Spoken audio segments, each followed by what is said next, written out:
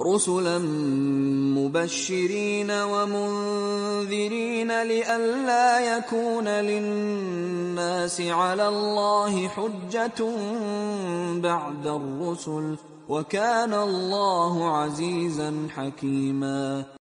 بسم الله الرحمن الرحيم. إن الحمد لله نحمده ونستعينه ونستغفره ونعوذ بالله من شرور أنفسنا ومن سيئات أعمالنا.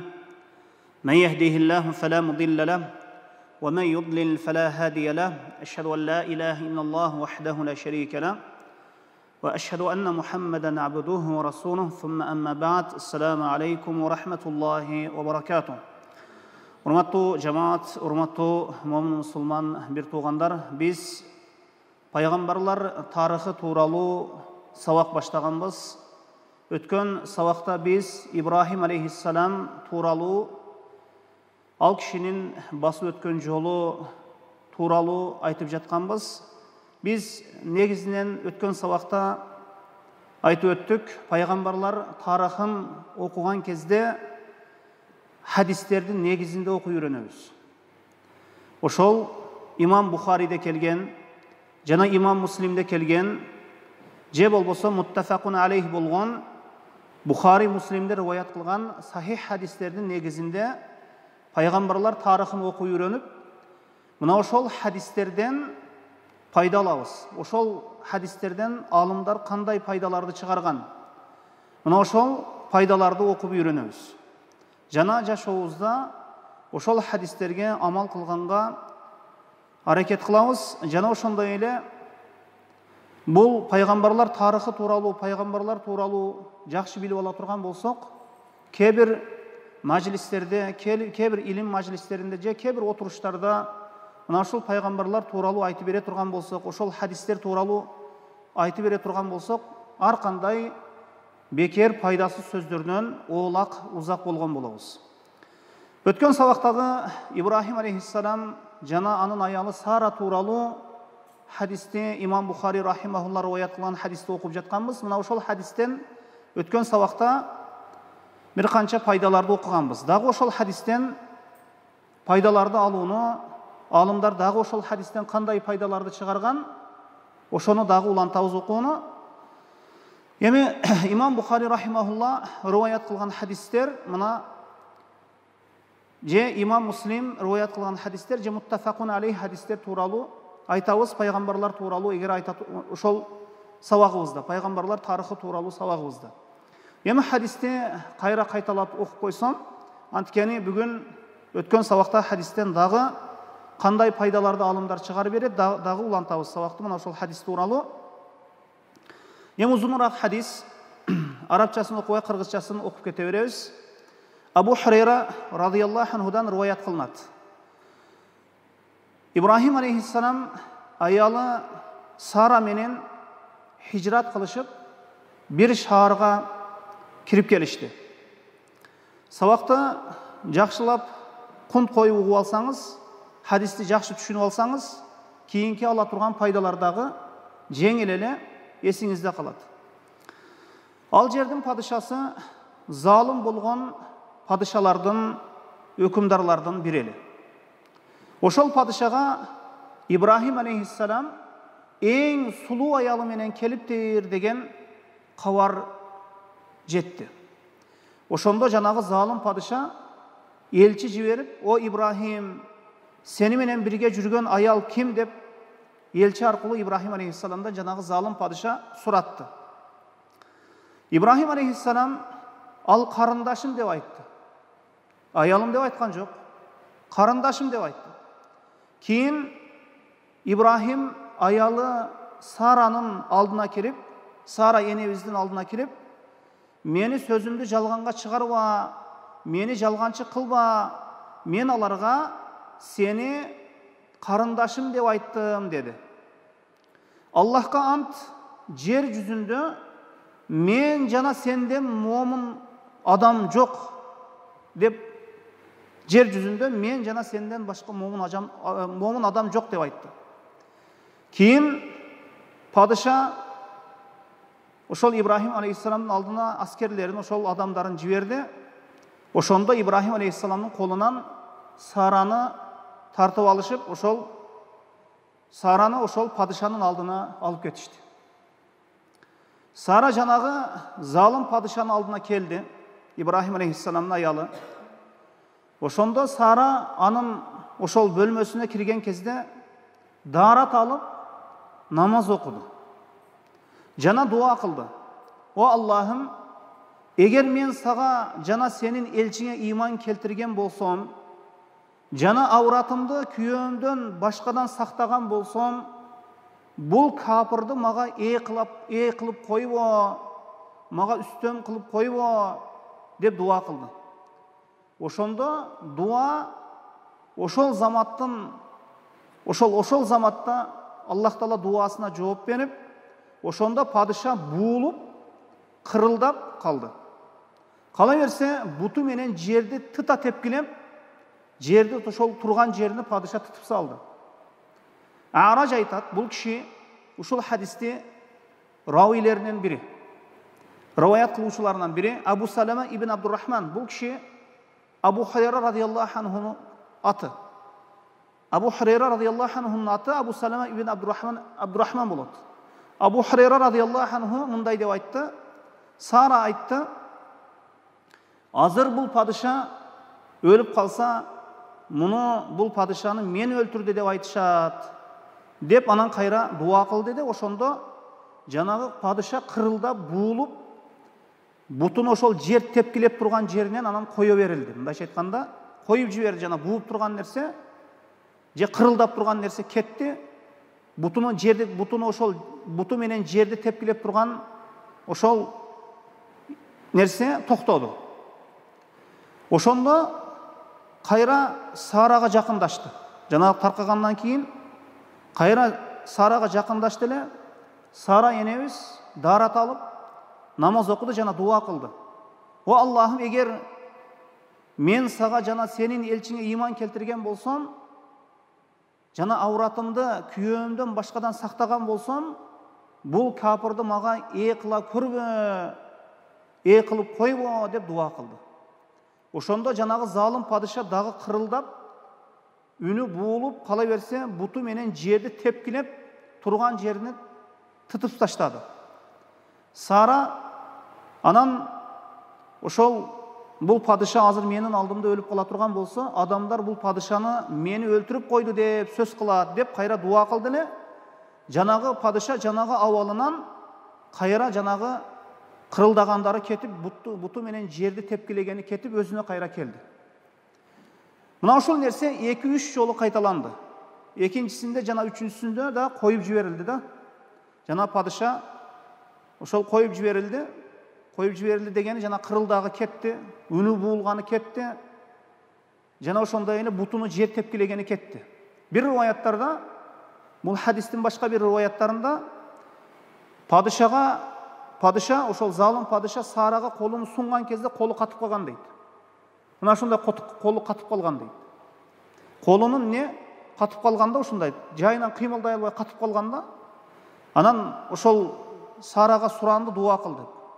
Сара дуа кылды эле, Сара энебиз кайра өзүнө келди. Ушул нерсени 2-3 жолу да колу өзүнө кайткандан, өз абалына кайткандан кийин дагы колун сунду, дагы колу катып калды. Кыймылдай албай калды. Анан ушул нерсе 2-3 жолу кайталангандан кийин жанагы падыша айтты: "Силер мага бир шайтанды жиберипсиңер, мага бир шайтанды алып келипсиңер. Аны Ибрахимге кайтарып бергиле" деп айтты. Аны Ибрахимге кайтарып берүүнү буйрук кылды. Жана ага Хажарды кошо белек кылып жибергиле деп айтты. Биз өткөн сабакта айттык. Кээ бир хадистерде Хажар деп келет, кээ бир хадистерде Ажар деп келет.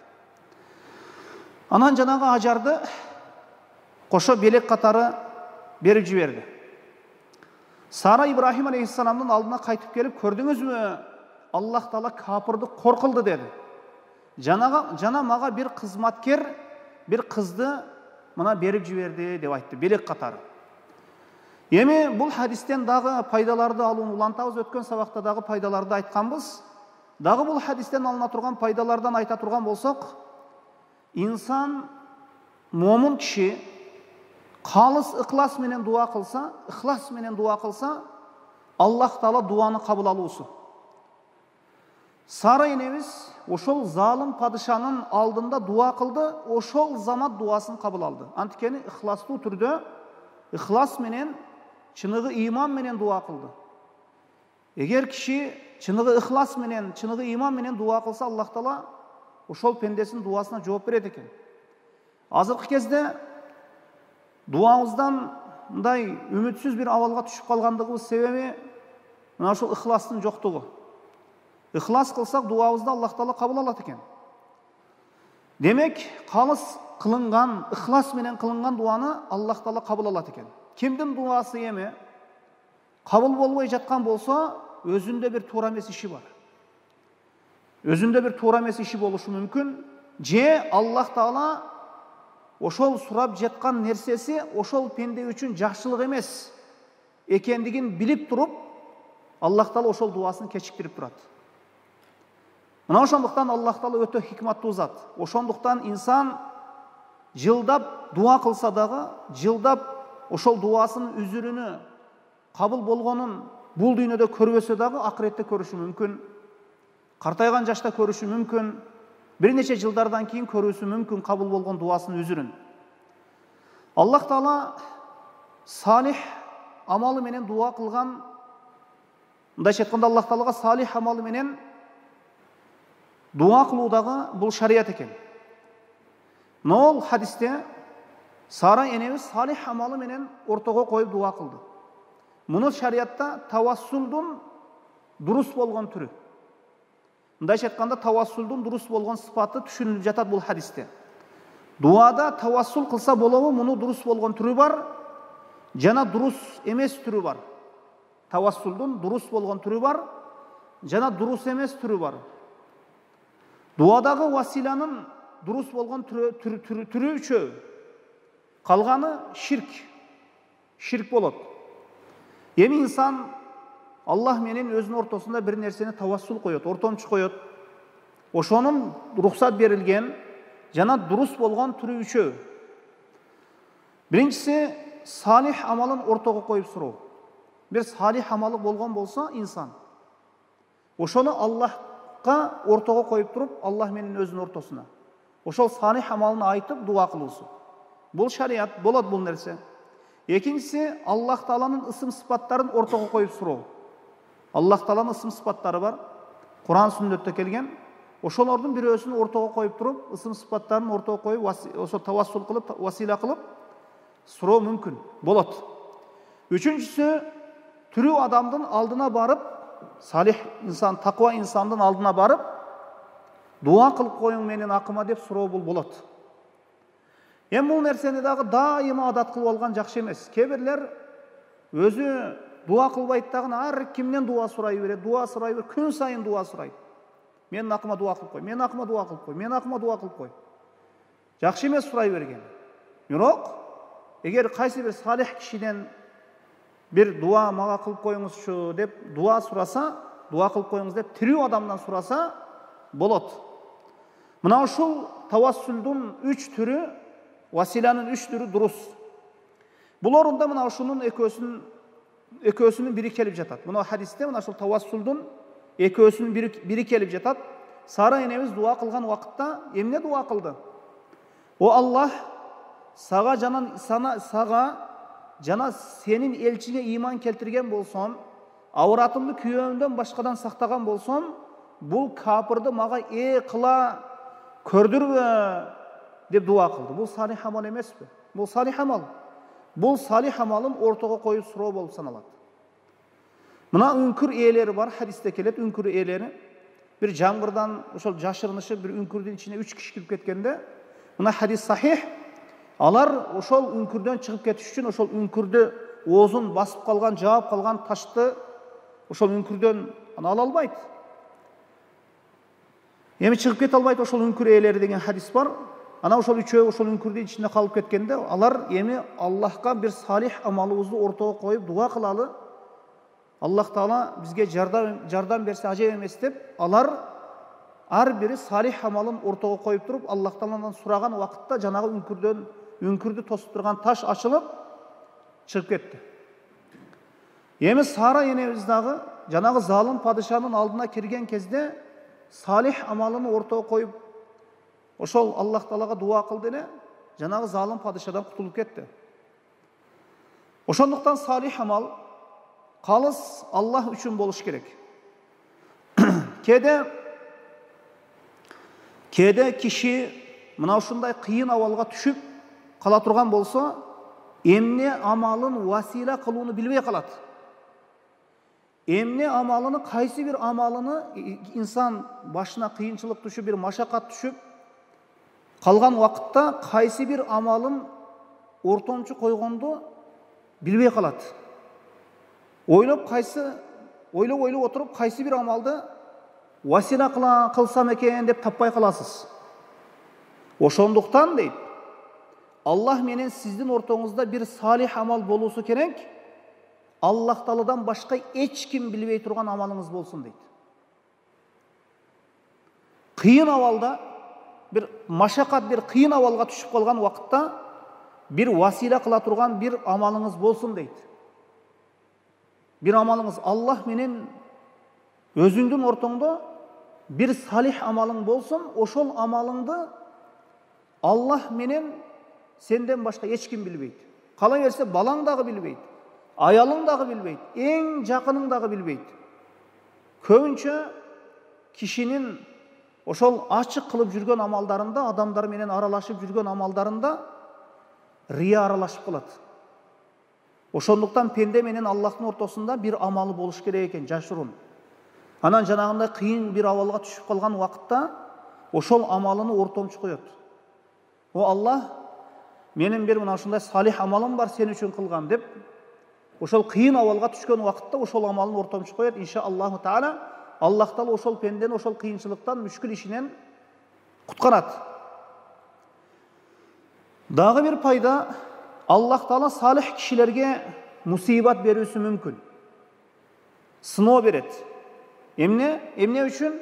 Даражаларын көтөрүп. Аллах Таала Ибрахим пайгамбарга мусибат берди. Туура кээде мусибат күнөөлөрдүн кечирилүүсүнө себеп болот, кафарат болуусуна себеп болот. Эми пайгамбарларга берилген мусибат алардын даражасын көтөрүү максатта болот. Эми дагы хадистен алына турган пайдалардын бири, кишинин башына мусибат түшө турган болсо, башына бир бале келе турган болсо, намаз окуусу. Сара энебиз мына ошол абалда залым падышанын алдына кетип жатат. Биринчи кылган иши эмне болду? Биринчи кылган иши даарат алып намаз окуу болду. Андан кийин Аллах Таалага дуа кылды. Көбүнчө инсандын башына келбей калат. Бир мүшкүлгө түшүп калсаң, ошол анын оюна биринчи телефон келет. Телефон чалганга өтөт. Тааныш билиш кайда экендигин, кимге ошол тааныш билиш, кимдер бар менде тааныш? Кайсыл жерде эмне бир крыша бар, кайсыл жерде бир менен байланышмын.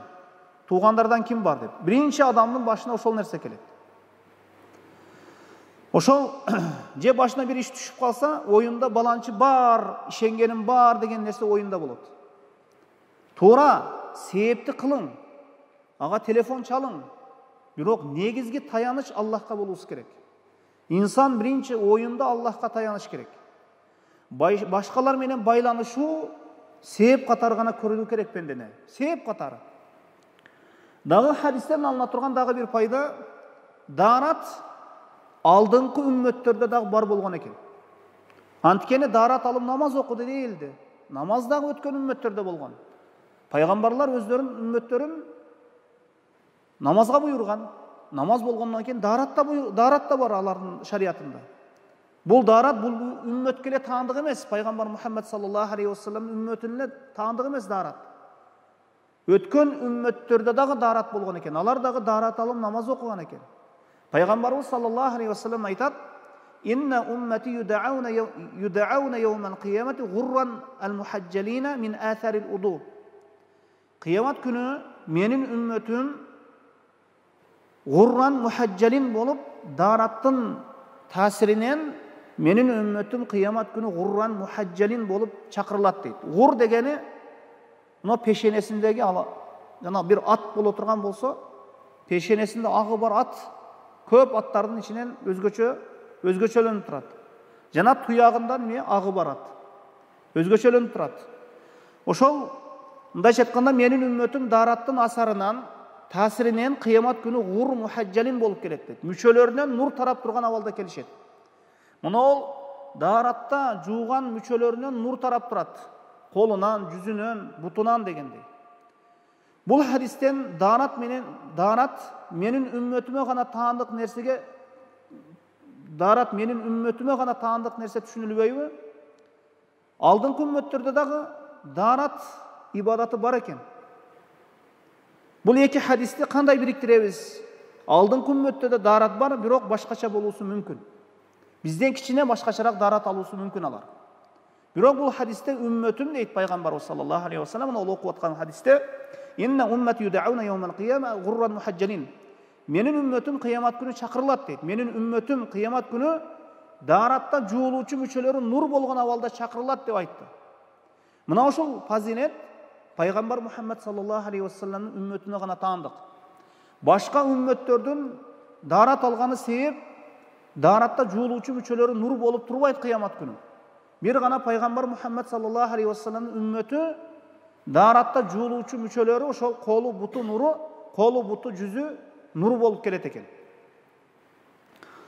Кыямат күнү дарат мүчөлөрүнөн Peygamber Muhammed sallallahu aleyhi ve sellem'in ümmeti болгондугу билинип турат дейт.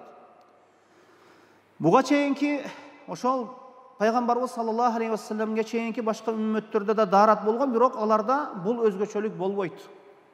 Бул өзгөчөлүк, мына ол хадисте айтылган өзгөчөлүк, алардын даратта жуулуучу мүчөлөрүнөн нур келип туруусу болбойт.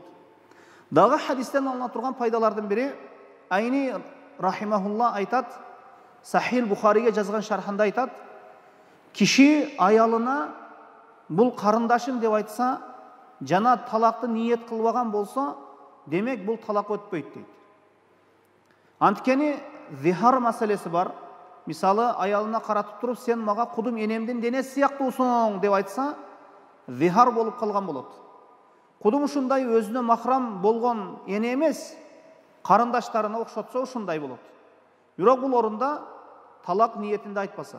Бул хадиске окшош ошол залымдын зулумунан кутулуу максатында айта турган болсо, Таврия жолуна көрө айтыла турган болсо, бул талак түшпөсүнө далил. Эми өткөн, мына ол Ибрахим алейхиссалам аялым дебеди. Карындашым деди, муну Таврия деп коет.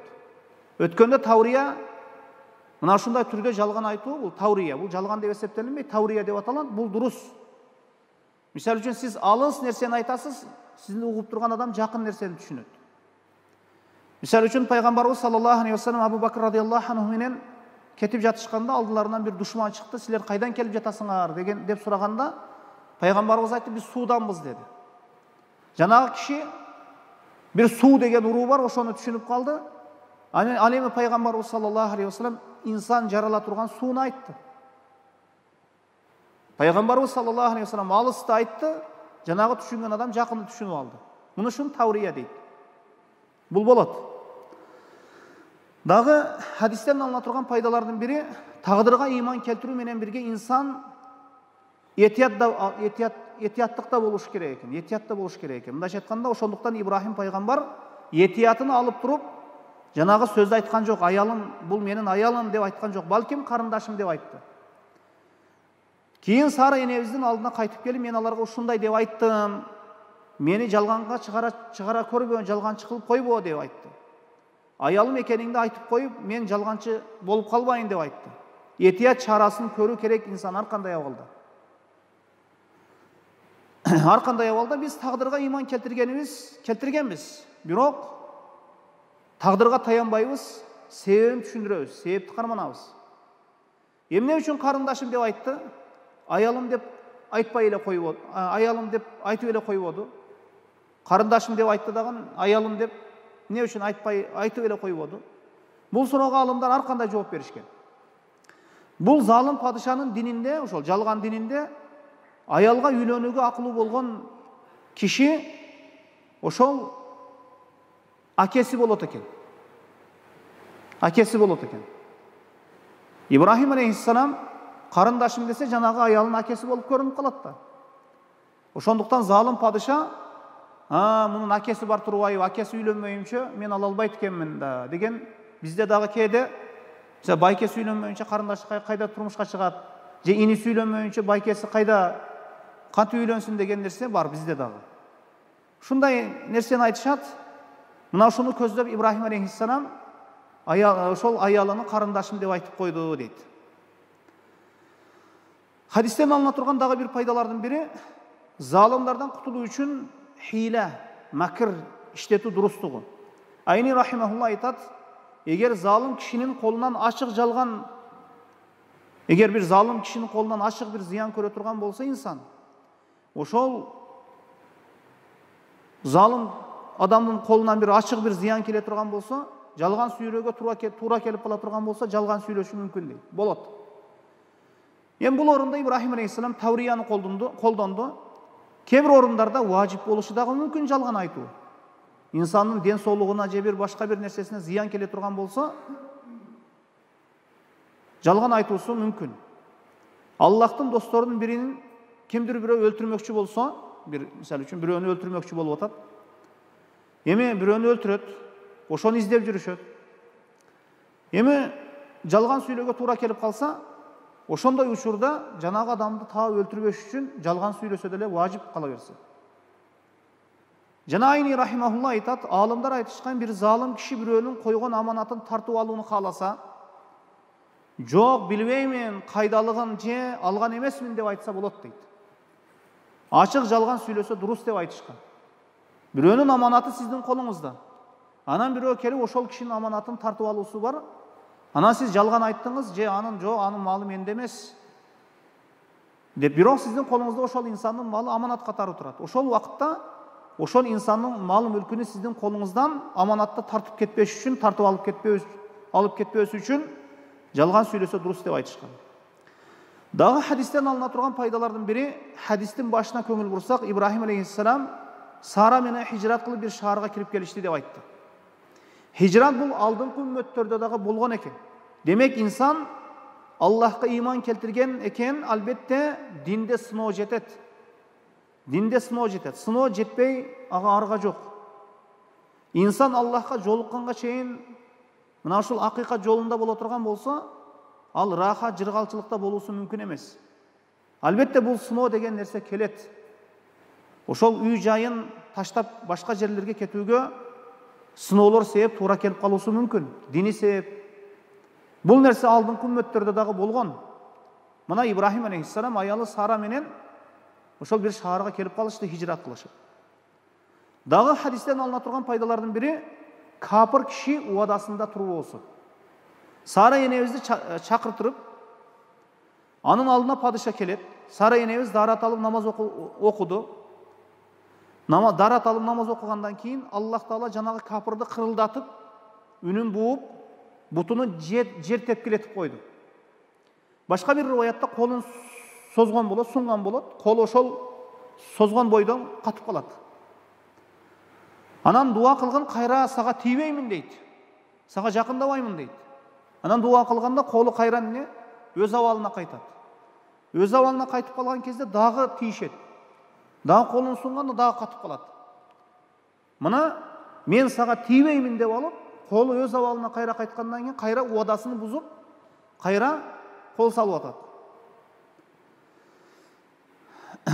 Ошондуктан капырлар тигини муну деп убаданы бере берет. Көбүнчө алар убадасында турбайт. Дагы хадистен алына турган пайдалардан, көрдүңүзбү, Аллах капырды коркулду деди Сара. Бир аялды кызматкер кылып берди. Мына ушул орунда неематты Аллахка таандык кылуу. Бул алына турган пайданын эң улуусу. Сара энебиз кирип, дарат алып намаз окудум деп өзүнүн кылган ишин айткан жок, сүйлөгөн жок. Туурадан туура Аллах бул капырды коркулду деп Аллахка таандык кылып жатат ошол нерсе. Аллах капырды коркулуп бир кызды мына кызматкер кылып берди дейт. Момун киши дайыма сүйлөгөн убакытта, бир неематты, бир жакшылыкты көргөн убакытта аны Аллахка таандык кылуу керек. Мисалы үчүн ара түндө бир машинаңыз бир жерде бузулуп кала турган болсо, анан ошончо машинаны тоссоңуз эч ким токтобой, анан бирөө токтоп жардам берип койгон болсо, анан эртеси баланчы болбогондо баланчы болбогондо ошол жерде калып кетсем керек эле деп баланчыны таяп туруп айтат. Баланчыга таянып, баланчы болбогондо дейт. Ал ошол жардам неиматы бул Аллах Тааладан. Бул дегени ошол неиматты Аллахка эмес, махлукка таандык кылуу. Балким айтсаңыз болот. Аллах баланчыны себеп кылбаганда деп айтың. Ушундай айтсаңыз, неиматты Аллахка берген болосуз. Инсан бир жакшылык көрө турган болсо, сен болбогондо ушул нерселерге жетмек эмесмин дейт. Аллах өзү сактасын, бул жакшы сөздөр эмес бул. Сен болбогондо, сен келбегенде бул жакшылыктар менин колума келмек эмес деп айтат. Жок, Аллах Таала сени себепчи кылбаганда деп айтыш керек. Аллах баланчыны себеп кылбаганда деп айтат. Экинчи дагы бир хадистен алына турган пайда, залым падышага Ибрахим эң сулуу аялы менен кирип келиптир дейилди хадисте. Аялдар жүзүн жаап жүрүүсү тууралуу, ошол жүзүн жаап жүрүүсү тууралуу далилди ушул хадистен алсак болобу? Болот. Ихтилаф бар алымдарга көрө. Талаш тартыш бар алымдарда. Аял киши хижаб кийген убакытта денесин бар жерин жабуусу керек. Жүзүн ачык жүрсө болобу же жок, бул маселеде алымдар ортосунда талаш бар. Кээ бир алымдар аял киши жүзүн ачып жүрсө болот дейт. Кээ бир алымдар аял киши жүзүн ачып жүргөнгө болбойт дейт. Аял кишинин эң негизги сулуулугу кайсы жерде болот? Жүзүндө болот. Эң чоң фитна бул жүзгө кароо менен болот. Бутуна карабайт, колуна карабайт. Ошол жүзү менен фитналанат адам. Сара энебиздин сулуу аял экени жүзүнөн билинди. Балким алардын шариятында аялдардын жүзүн ачып жүрүүсү важип эместир. Алдыңкылар шариятында жүздү жаап жүрүү, ошол алдыңкылар шариятында жүздү жаап жүрүү важип, ошол болбосу мүмкүн. Башка бир далилдер менен жүздү жаап жүрүү биздин шариятка көрө да важип болушу дагы мүмкүн. Мына караң, бул Ибрахим алейхиссалам, ошол Ибрахим алейхиссалам үчүн бул хадисте ошол чоң бир мусибат болду. Кээде мусибат адамга неимат болуп кайтышы мүмкүн. Хажарды хадия кылып берди. Ибрахим алейхиссаламдын башына мүшкүл бир иш түштү, мусибат келди. Аялын тартып алып кетишти. Кайра ошол мусибат кайра Ибрахим алейхиссаламга не болуп кайтты? Неимат болуп кайтты, жакшылык болуп кайтты. Жанагы падыша Хажар энебизди белек катары кошуп жиберди. Баргыла, муну алып барып салгыла, муну менен кошо Хажарды алып барып бергиле деп. Белек катары берди. Мына ушул кыскасы, ушул хадистен алына турган пайдалар мына ушул. Иншаллаху таала эмки сабакта Муса алейхиссалам менен Адам алейхиссаламдын ортосунда болгон өз ара муназара, өз ара мындай кандай десек, спор десек. Ошол хадисти окуйбуз иншаллаху таала, жана ошол хадистен пайдаларды алганга аракет жасайбыз. Аллаху алам, саллаллаху аля Мухаммадин ва алейхи ва сахбихи ва саллам. Субханакаллаху ва бихамдика, ашхаду ан ла илаха илля ант, ва астагфирука ва атубу илейк. Раббана